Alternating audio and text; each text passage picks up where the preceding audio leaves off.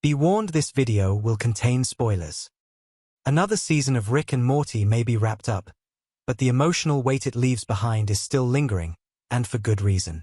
Season 8's finale hit hard, not just because of the powerful story we witnessed unfold, but because of one subtle, emotional callback that deepened Rick's tragedy in a way that longtime fans will feel in their bones. Let's talk about why the ending of Hot Rick might just be one of the most heartbreakingly human moments this show has ever delivered.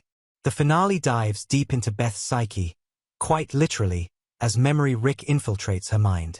At first, this sounds like typical Rick and Morty territory, chaotic, trippy, and absurd.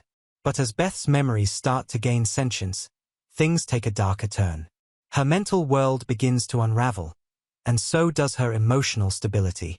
It's chaotic, sure, but the emotional stakes start to rise as we watch Beth, one of the few constants in Rick's life, spiral into confusion, pain, and vulnerability. That chaos feels eerily familiar to Rick himself, and when he steps in to save Beth and revive Space Beth, it feels like a moment of clarity, even redemption. But then comes the gut punch. Rick ends up alone. Again. No matter what he does, no matter how much growth he shows, it all circles back to loneliness. And it's in that stillness, in the quiet aftermath, that the show drops its most devastating detail. The return of the song Don't Look Back.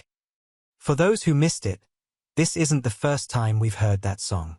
It originally played during the Season 4 finale, the very episode where we met Space Beth and learned about Rick's decision to clone his daughter. Back then, the song underscored Rick's failure as a father and his cold, clinical approach to love and family. It wasn't just a song, it was a confession. But in Season 8, it returns in a remixed form that somehow hurts even more. Because this time, Rick tried. He showed up. He fought for his daughters. He even tried to make things work with Bug-Ann. And still, he's alone. Isolated.